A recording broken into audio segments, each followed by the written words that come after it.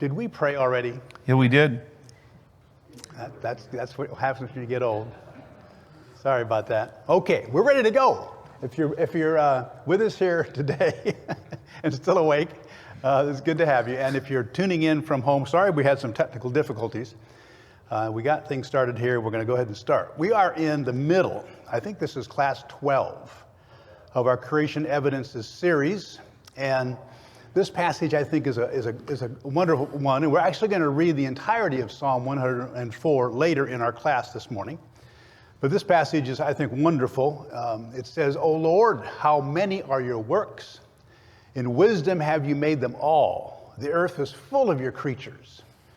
We're going to be transitioning here in a little bit from looking at God's creation in man and woman and looking at a number of other creatures that are around that just show us how amazing God's creative abilities really are. Okay, so where have we been? Just reviewing a little bit here. We've looking at, it doesn't take much to figure out that God made everything. You just have to look around you, and you don't even have to look in the detail that we're looking at. But common sense, it's all that's needed. Everything looks like it was designed for one good reason, because it was designed. Keep on finding these excellent quotes from atheist evolutionists who come out and say just clearly, there's Michael Shemer in his book, Why Darwin Matters, and he says, "The design inference comes naturally. The reason people think that a designer created the world is because it looks designed." And that's what we've been saying for the past couple of weeks. Everything looks like it was made for a particular purpose. The organization and the functions that are so complicated and intricate show us clearly that things must have been made by some great designer. And that designer, of course, is God. So things look like they're designed. Okay.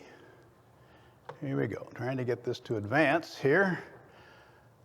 And the reason is because there is such great order in all the things that we see around us that have been made, both the things, plant life, animal life, human beings, all of us. There's amazing, tremendous order in these systems. The function and the purpose are obvious. The complexity, you just can't begin to look at any part of biological life and not see how complicated it is. Outwardly, on the obvious parts, I got a complicated body. I know it looks a lot like yours, and it is, but it's a complicated mechanism. It's a living mechanism. And then, of course, the information that's needed for all of this to happen in all life that there's this complicated system of information that starts with DNA but doesn't end there. There's so much else that goes on in biological systems that are dependent upon a constant stream of information going on within living material, or living beings. Complex order, function, and purpose don't happen by accident. We know that. It's common sense. We see it with this, the intricate parts, how they move together in synchronization, and they come and they produce a mechanism that is functional for a particular purpose. This particular mechanism totally is so much more complicated and intricate than that watch. It's vastly complicated and has systems within it that you couldn't even begin to see in a mechanical, human-made mechanism. This one is complicated beyond understanding. In fact, schools of study go into investigate all the different systems in our bodies, and we see, that continually we know less. We know less than what I was going to say here. We know less. No, wait a minute. How do I want to say that? We understand less about the body than we really know. Okay. Remember what Darwin said here when he came across this and he was studying his theory and examining it and re-examining it. He made this comment: "I cannot anyhow be contented to view the wonderful universe, and especially the nature of man. I am inclined to look at everything as resulting from designed laws. All these laws may have been expressly designed by an omniscient creator who foresaw every future event and consequence, But the more I think, the more bewildered I become. So he had his theory, and he advanced it, and he thought it was one that should be considered, but he was by no way convinced that it was true. It was a theory he was proposing, and he was totally fighting and just struggling over it because of all the things that we've been talking about. Common sense that just shows us things look like they've been designed and made by a creator. And so we have this passage which tells us the truth and gives us reason to praise God. I will praise thee, for I am fearfully and wonderfully made. Marvelous are thy works, and that my soul knoweth right well. Psalm 139, verse 14. Yes, Matt. Oh, you're the microphone guy. Okay. I got you. I'm sorry. I thought you wanted to come up and tweak something. Okay, so this sophistication that we see, even though it is marvelously complex and more than we can understand, all we really need to understand is something like this, a mousetrap. If you can figure out a mousetrap, most of us can, right? We realize it's made up of a number of different parts, not very many of them, but all of them are necessary for this particular mechanism to function. They had to be designed. They wouldn't have fallen together in a mechanical way, and they couldn't have fallen together if this was describing a biological thing. Every part is necessary. And if it takes millions of years for things to mutate and then natural selection select them, you might come up with one component maybe, like the base, but what good is the base without the hammer? And what good is the hammer without the spring? You wait around for this thing that's no good for anything until the next component. No, that's telling you all along the way, somebody intended this. Somebody had figured out, we need to catch those rotten mice. And so we're going to come up with this. Kind of funny about this thing, they haven't really improved on this guy very much. There's a few other alternatives. I still use this one. So when I get mice, that is. Okay. So irreducibly complex. And so we've looked at a few things that show us this very thing. Our eyes are amazingly complex, interrelated mechanisms that allow us to see. The same is true with the ear. One of my favorite things is as we look at the ear, the complicated system of transferring sound from air to liquid, or to bone, that is, to liquid, and then into the electronic signals that our brain immediately transfers. Doesn't take a long time. There's no lag there, like we have in some electronic equipment. No offense, guys. But anyway, they're just immediate. We looked at the blood clotting system and how that, again, is made up of a number of complicated chemical systems, all of which are necessary for the thing to work. So, what are we saying? These things are irreducibly complex. It just shows a deeper area of the intricacies and the complexity, and they couldn't happen by a slow process of evolution. Had to be designed. Okay, one last thing we're going to look at. Any questions up till now or comments?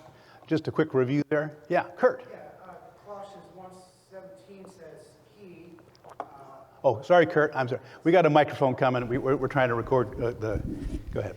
In Colossians 1:17 it says that he is before all things, and in him all things hold together. Yep. And it makes sense. I mean, if you look at creation, it seems to just hold together, ever since the beginning of creation, holds together. And if there wasn't a creator, then you'd expect things to fall apart, but everything's been the same since creation, so there's got to be a creator. Yes, good argument. Appreciate that. We take that for granted, I think. You talk about a man-made object or mechanism, constantly has to be adjusted and tuned and serviced, lubricated, on and on you go. What about a human body? What about this entire world or universe? God is in control. He's maintaining it. It's the only way it can continue to be here. Okay, appreciate that. Okay, we're going to go look at the last system in our human bodies, and then we're going to move on to God's amazing creatures, other creatures. I think we're the most amazing creature that he made, being as if we're also made in his image. But the immune system, boy, this is sort of an untimely topic with all this coronavirus fear, now the Delta variant, and what do you think about all this? God's in control. And to begin with, he made it a marvelous immune system that we really take for granted. It's great, too, that he's allowed us to have the kind of science that produces medical immunity, too, that we can receive from the doctors and the hospitals that works sometimes and helps us out. But the immune system is amazingly complex.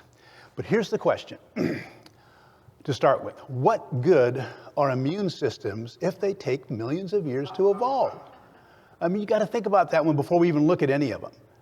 So you've got a creature that's evolved somehow, basic little entity, or one-celled critter, or maybe 2 or 3 or 4, and along comes some germ that invades it. It's a goner. Well, there goes life on Earth. You know, that was it. Nice try. And you know, it's not like the little cell is going to say, well, wait a minute, give me a few million years before so I can evolve an immune system. No, it's something that has to be there if it's going to be any good. There is no way evolution could know ahead of time that these systems were desperately needed for survival. Again, we take them for granted. If we didn't have the kind of immune system we have, we wouldn't make it a day. Believe me. I don't want to scare you about all the kinds of things that just float around in the air, creep along the pews, or on your hands continually, but there's a lot of bugs around. In this book, which I highly recommend, Darwin's Black Box by Michael Behe, one of the best ones you can get to look to if you really want to deep. It's a little bit, it's on like kind of a high school read. So, you know, Mike, maybe you want to pass it, but the rest of it, no, I'm sure you can get it. It's on he's at least super college level. So it's a little bit of a higher level book. I pick on you, you know that. I know you have the book, that's all right. So the main point of the book was that looking at what Darwin knew at his time of his theory that he wrote, and that all he thought about the cell was that it was a piece of gelatinous substance. There was nothing complicated about it. And so it called it his black box. He never knew what was in it. And then Michael Behe goes in and shows us just how amazing microbiology is. And we're going to look a little bit at that later on. But the thing I want to point out about an argument he makes in this book I think is so good. He talks about immune systems and he compares them to our national defense system. You think about it. What kind of defenses does this nation have? I mean, it's intricate and it's vast and it's very well organized, usually. What kind of things are what kind of weapons can you think of that the United States have? Just kind of shout them out and I'll repeat them. Name one. Bombers. Missiles. Tanks. Ships. I mean, you just go on, keep going. What? Pardon? Electronic defense systems, machine guns, grenades. We don't want to mention it, but the atom bomb. I mean, there's an amazing amount of defense systems our country has for good reason, because there are enemies that would want to invade us. And so we're ready, okay, to keep them off. Not just imagine if we didn't have those. And here comes along, oh, I don't know, we'll just say Cuba. Why not? Has a good army, let's say, and comes in and starts invading our southern. We don't have anything. What are we going to do? We're going to fall. Now we could say, hey, wait, Cuba, wait, just give us about 10 years to put together, a military arsenal, and then come on back. Not going to happen. So you just need to figure out that, we all understand that, is that we've got this defense system as a nation for a reason, because there are dangerous invaders out there. Well, the same is true with our body. And the Lord made an amazing immune system. And we can tell by just how complicated and intricate it is that it couldn't fall together by accident. There's not just one part of our immune system, there's a number of parts of our immune system. Let's just look over just a few of them, and then we're going to zoom in on just one. Yeah, Mike. You know, Charles Darwin lived about the time of Abraham Lincoln. You know, Okay. that put it in perspective for most people. Yeah. You know, so what if we were to, say that we're going to, entrust our national defense, we're going to raise up Abraham Lincoln, and we're going to entrust our national defense to him and what he knows about it from his time period. Sure. It would be absurd. Yeah. And yet we, are supposed to entrust this origin of all things, the theory of how we came out to be, to somebody who lived about the same time and had, similarly a limited knowledge Yeah. compared to what we have today. Darwin didn't have a clue about some of these things, the science and the microbiology. If he did, he probably wouldn't even have started down this path. A number of evolutionists have given up evolution because of what we see today in some of the scientific discoveries and the ability to be able to look down at the micro level and see some of all these micro machines that run around, that are real machines that run around inside our bodies. And we'll look at that later on in our study. But appreciate that, Mike. So immune system. Okay, the largest organ in the body. Anybody know what that is? Boy, I thought I was going to fool you guys. It's the skin. It stops about 95% of all the bugs that come around. You've got bugs on your skin right now that if they could get in, might bother you. Probably not, because you obviously touch it. But bugs that come along, pathogens that come along, your skin stops them. It's a shield. Like in a national defense, people that carry shields, and once upon a time when they fought with swords and shields, defense system. Our skin also has an enzyme that chops up most pathogens that try to invade our bodies. I didn't even know about that enzyme, but it's there. And so ones that get on our skin, can't get in, they're cut up and disposed of quickly. Okay, white blood cells, we've all heard of those. Made by our bone marrow, they move through the blood and tissue looking for foreign invaders to destroy. And they're very efficient at that. Complicated processes we're not going to go into about how white blood cells work. Okay, we've got the lymphatic system. And that is a network of delicate tubes throughout the body that controls bacteria, destroys cancer cells, and manages other microbes that would result in disease or disorders. Now, these are all separate, entirely different immune regulators in our body. They're not related to each other directly, but they work together. Okay, the spleen, a blood filtering organ that removes microbes and destroys old or damaged red blood cells, which if they weren't destroyed would cause problems. It manages that.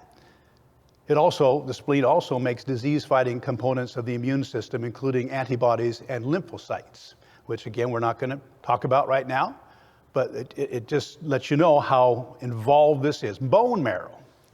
It produces the red blood cells our bodies need to carry oxygen. The white blood cells we use to fight infection, and the platelets we need to help our blood clot. I know this sounds like a medical science class, but my point is, okay, great. That it is beyond intricate, beyond complicated, beyond amazing how this works, and it works continually. And it had to be around when our bodies were around, otherwise our bodies wouldn't have survived. Thymus, they're right in the middle of that picture, filters and monitors your blood content and produces another brand of white blood cells called T lymphocytes. And finally, as far as for this study, we're going to look at antibodies. And this is the one that we're going to spend a little time on. We've all heard of antibodies. We've all heard of antibiotics, which basically is human beings trying to reproduce a similar type of mechanism to fight disease. Let's just take a look at this. We're not going to take the time to look at all of them, but we're going to look at antibodies. So clue in here for a few, and we'll look at this. Here's a picture of a graphical representation of what a typical antibody looks like. They're all pretty similar. And they're in the shape of this Y. If you remember this, they're like a Y with two tips on the ends. And they're involved in the beginning process of trying to fight a disease or pathogen that gets into our bodies. for our sake, we're going to look at sort of a schematic of this thing, just so we can understand it a little bit. This is just sort of a sketch of what an antibody is. And the important parts are these two little tips called antigens. Probably all heard of antigens, maybe didn't know what they were. They're really what they are is binding sites. Their job is to bind to the invader, to attach onto it, and then we'll see there's a system that actually destroys the invading bacteria or virus or whatever it might be. Okay, so when our body detects invaders, B cells produced in our bone marrow begin to manufacture antibodies feverishly. I picked that word for a good reason. Feverishly, meaning they just really kick into high gear, and you feel it because you get a fever when this happens. It's how the body works well. It kicks up a fever, kicks into high gear, time to work, time to fight. And so what happens is the body, these B cells, put out these antigens, hundreds of thousands of these antigens, all of them different. All of them, each one of them has a different type of binding site. And what our bodies are doing, this complicated system of finding out how to connect to this bacteria or virus so that we can actually destroy it. They have to be able to bind to it. And so here's, hundreds of thousands of antibodies are initially produced, each with a different form of binding site. I just told you that. And here's a representation of them. It's not an actual picture, but a graphic of how these antibodies search around all through your body, trying to connect with these bacteria or these viruses. And the body keeps producing them until the right one is found. That can take anywhere from minutes to a few days for that actually to be found. And once it's found, and it varies completely, it's just depending upon what is needed. Okay, so is that clear to everybody? That's what these antibodies are doing. Eventually, when the right one is found, right combination of antigens are found, here we got the antibody that's going to work. And our bodies do this. They do it carefully. They do it with complicated mathematical search algorithms, actually, to find the right antibody to bind to the invading bacteria or virus. Well, once that guy's found, the job isn't over. That's just the beginning of the process. Because after that happens, a mechanism called the complement system is put into play. And this thing is tremendously complex, and we're not going to try to take the time to do it. But you can see all these different markers here, C1, C2, C4, C3, are all different proteins and enzymes that take the information from the antibody that it's discovered, and they produce a mechanism that constructs what's called, this last step, a membrane of attack. And again, we don't need to remember all this. We just need to realize this is just one part of our immune system that is amazingly intricate and multiple steps. You got to have an antibody for the complement system to know what it's supposed to do. And once it goes through this process and builds the membrane of attack, then it invades the pathogen and bores holes in it and lets in the surrounding solution or the surrounding salts and liquids around it, and it kills the bacteria. Times millions or more, maybe billions if you got that many in your system. So it's again, taking just the time to look at how one part of our immune system works. You've got to have, let's go ahead and review it really quickly. You got to have antibodies to discover the key. Okay, without that, the rest of it doesn't work. You got to have this complement system to construct the mechanism that's going to be, it's custom made to attack this particular cell. If you didn't have antibodies, this second system wouldn't work at all. You got to have the membrane of attack, that whole system of taking the information and destroying the bacteria or the virus. And without them, without each of them, you couldn't wait around for a million years for one part of this to evolve, then the next part. And then, I mean, you look at that complicated complementary system, that thing has to work just right. How does it work just right, through a slow process of evolution? It can't. There's no way. All while discriminating, telling the difference between our own cells and the cells that are invading us. Most of the time, our immune systems work tremendously well, kill off the bacteria and the viruses. We get sick for a while, our immune system kills it off. There are some illnesses that are immune disorders where the immune system begins to attack our body. And that's a defect, which you would expect happens in a world that has been harmed by sin and the curse of sin. So most of the time, great majority of the time, the system works amazingly. And you just got to look at this and say what the psalmist said in Psalm 139, verse 14, I will praise thee, for I am fearfully and wonderfully made. Marvelous are thy works, and that my soul knows very well.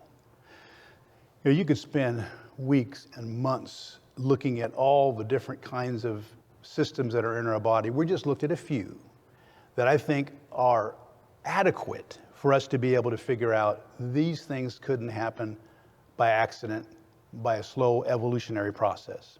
They had to be designed. Okay, there's that mousetrap. They're all so intricate. The eye, the ear, the blood clotting system, this one we just looked at, our immune systems are amazingly complicated systems. And the more you look at it, the more you see it, the more it's obvious that this is something that could not happen by any other reason than by God's creation. Okay, we're going to leave you and me, our bodies, our humankind, and we're going to look at some creatures of design.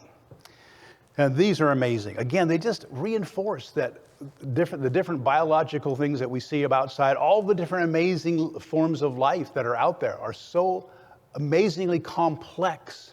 Evolution couldn't account for them. Here's Charles Darwin. He says, I remember well the time when the thought of the eye made me cold all over. But I've got over this stage of complaint. So somehow he'd rationalize that evolution could account for that.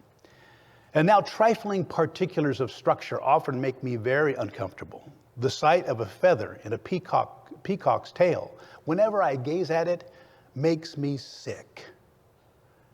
That's too bad, isn't it? I mean, this beautiful creature. I mean, it wasn't the fact that he didn't think it was beautiful. He just thought it was inconceivable by his system of mutation and natural selection. There was so much about this creature that he thought looked like it was designed. And he would confess that at times. He said, I just don't know. It's not, I just don't see how it could happen any other way. And nonetheless, he still banked on his system of evolution that he spearheaded. So yeah, I'm glad when I look at a peacock, it doesn't make me sick. It makes me amazed. And you have to look at that and just think of the Lord and how he's made these marvelous creatures.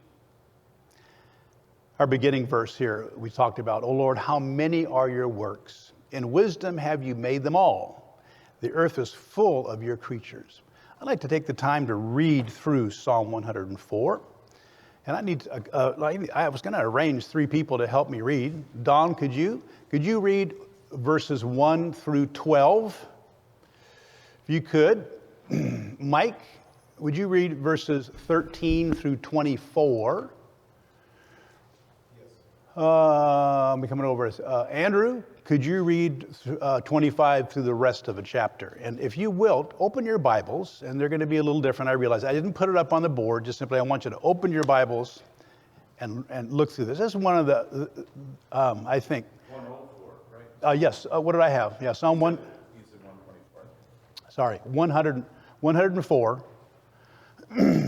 Everybody got their parts, verse 1 through 12. You look at this, just amazingly, it lifts up the Lord in all his greatness and goodness, and by virtue of all the things he's made, and the amazing creatures and the way he's made this earth. And we're going to be moving in now into that particular study, looking at some of these creatures. So, Don, if you'd start. Okay. Psalm 104, verses 1 through 12. Bless the Lord, O my soul. O Lord my God, you are very great. You are clothed with splendor and majesty, covering yourself with light as with a cloak, stretching out heaven like a tent curtain. He lays the beams of his upper chambers in the waters. He makes the clouds his chariot. He walks upon the wings of the wind. He makes the winds his messengers, flaming fire his ministers. He established the earth upon its foundations, so that it will not totter forever and ever. You cover it with the deep as with a garment. The waters were standing above the mountains. At your rebuke they fled. At the sound of your thunder they hurried away. The mountains rose, the valleys sank down to the place which you established for them. You set a boundary that they may not pass over, so that they will not return to cover the earth. He sends forth springs in the valleys. They flow between the mountains. They give drink to every beast of the field. The wild donkeys quench their thirst. Beside them the birds of the heavens dwell. They lift up their voices among the branches. Thank you, Don. He waters the mountains from his upper chambers. The earth is satisfied with the fruit of his works. He causes the grass to grow for the cattle and vegetation for the labor of man, so that he may bring forth food from the earth, and wine which makes man's heart glad, so that he may make his face glisten with oil, and food which sustains man's heart. The trees of the Lord drink their fill, the cedar of Lebanon, which he planted, where the birds build their nests, and the stork, whose home is the fir trees. The high mountains are for the wild goats. The cliffs are a refuge for the Shephanim. The sun, he made the moon for the seasons. The sun knows the place of its setting. You appoint darkness, and it becomes light, in which all the beasts of the forest prowl about. The young lions roar after their prey and seek their food from God. When the sun rises, they withdraw and lie down in their dens. Man goes forth to his work and to his labor until evening. O Lord, how many are your works? In wisdom you have made them all. The earth is full of your possessions. This great and wide sea, in which are innumerable teeming things, living things both small and great. There are ships, there the ships sail about, and there is that Leviathan, which you have made to play there. These all wait for you, that you may give them their food in due season. What you give them they gather in. You open your hand, they are filled with good. You hide your face, they are troubled. You take away their breath, they die and return to their dust. You send forth your spirit, they are created, and you renew the face of the earth. May the glory of the Lord endure forever. May the Lord rejoice in his works. He looks upon the earth and it trembles. He touches the hills and they smoke. I will sing to the Lord as long as I live. I will sing praise to my God while I have my being. May my meditation be sweet to him. I will be glad in the Lord. May sinners be consumed from the earth, and the wicked be no more. Bless the Lord, O my soul. Praise the Lord. Amen. It's a beautiful passage of Scripture. It just tells so plainly that what we see is something that the Lord has made. And he made it wonderful. Just the way it's described is you look at this beneficent, generous God who has given us all this world to live in and to work in and to play in. He talks about the sea animals playing, or the sea creatures playing in the oceans. So it's a marvelous passage, I think, one we should read from time to time. It's one that supports what I think is obvious, and most of you do too, that God made all this. It's just tremendously vast and wonderful. No accident at all. God is our creator. Let's look at least start with one of the creatures I want to look at here, and it's going to be, you like bugs? Maybe you like bugs, maybe you don't. My grandkids don't like bugs. Look at the Bombardier Beetle. We'll start off with. We're going to look at a number of these different creatures to see some of the same things that we've been looking at as we look at the human body. This creature could not have been an accident of nature. Could not have been something that evolved. Not sure if you've ever heard about the Bombardier Beetle, but and it's actually, I think that some of them exist in our area of the world. So maybe someday you'll come across one. All right. This guy defends itself by shooting predators like ants or frogs or spiders or anything else that comes up and wants to mess with it. And he does that with a high-pressure jet of boiling liquid in a rapid-fire action called pulse combustion. That's what they've named it anyway. And it's a very complicated process that we're going to look at a little bit. Scientists actually at the University of Leeds in Great Britain were once granted research funds to study the jet-based defense mechanism of the beetle in the hope that it would help them learn how to reignite a gas turbine aircraft engine in mid-flight. So they were looking to God's design, not an accident, but God's design to find out how this guy works and how we can use those principles. Well, here's a little drawing of what his chemical plant and weapon looks like. We'll talk about each little part. And again, the point is not only to see how wonderful it is, but how amazingly intricate it is, and it had to be together at once in order to do what it does. Okay, we'll begin with, in that little purple part up there, two chemicals, hydroquinones and hydrogen peroxide, are produced in this gland and then stored in a large reservoir housed within the beetle's abdomen. So they're produced in that purple little guy up there, and they come down and are stored for when the beetle needs a defense. And then at the right time, muscles push the chemicals through a valve into a heart-shaped reaction chamber. That's that little thing on the end there. It looks like a heart, but it's where these chemicals are combined. But not only if these chemicals were combined, they wouldn't really do anything. What's needed also is the next step here. The reaction chamber, this heart-shaped chamber, is lined with cells that secrete two oxidizing enzymes, peroxidases and catalases. Peroxidases, here's a picture of what it looks like from a chemical drawing. It is one of the most complicated biological molecules there are. Enzymes are that. Enzymes are very complicated, and so it's a sophisticated molecule. Catalases is equally sophisticated molecule that takes a lot of time. Even to construct it within the body is an involved process. These are all present down there, along with the hydroquinone and the hydrogen peroxide. Okay, the resulting chemical reaction produces a noxious burst of boiling fluid that the beetle can shoot through a nozzle in any direction. Even though it appears that the explosion happens all at once and sounds like a single pop, this would actually blow the beetle across the ground if he just used this force and boom, it just, But it doesn't happen that way. Instead, the explosions occur at an extraordinary rate of 500 pulses per second, and the beetle is able to keep its footing. Now, let's just see if this video works. But the master of chemical warfare is the Bombardier Beetle. It can create a chemical reaction within its body so violent that boiling caustic liquid explodes out of its abdomen.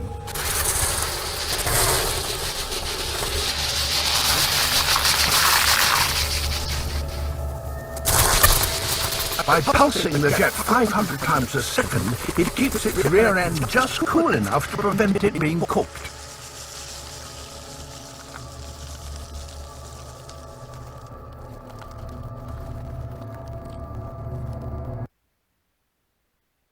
Now, if you go out of here only feeling sorry for the ants, you've missed the point. Okay?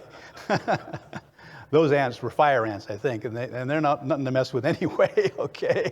So Again, if you want to see that again, just go on the website. It'll be on there or on our the email that I send out. I'll send out this week that has that on there. But it's an amazing little, and there's a number of other ones you can find online of this Bombardier Beetle that's got this mechanism that is just amazing, and he can produce with a complicated chemical system and then shoot exactly where he wants to defend himself. And we so much far to take it for granted. The beetle would blow itself up the first time it mixed. Think about this. The beetle, let's see. Wait a minute. No, the let me go back a second here. The hydroquinones and the hydrogen peroxide would be useless as a weapon without the presence of the catalyzing enzymes. It all has to be there. So the chemicals have to be there. Hold on just a second, Mike. And the beetle would blow itself up the first time it mixed its chemicals without a proper combustion chamber. Couldn't just mix them in its storage tank. It'd blow up. And you know, these guys are smart enough to figure that out. You know, oops, I guess we won't evolve in that direction. You know, our buddy just blew himself up. Well, that's what would happen. You see, that's the thing that you don't see, that people don't see. Evolution produces dead ends, if it produces anything at all, which it doesn't. And this thing had to work right the first time, or you'd have nothing at all, or just a dead buddy. Mike, you got that? So I know there's too many details for you to know everything about every organism up there, but it seemed to me when we watched the beetle spraying the ants, Yep. it looked to me like some of the liquid was hitting its own legs. Right. And so I'm assuming that that's also part of God's plan, was for him to be immune against his own chemicals. Right. He can handle the 212 degrees Fahrenheit. Amazing. Yeah, and it doesn't bother him.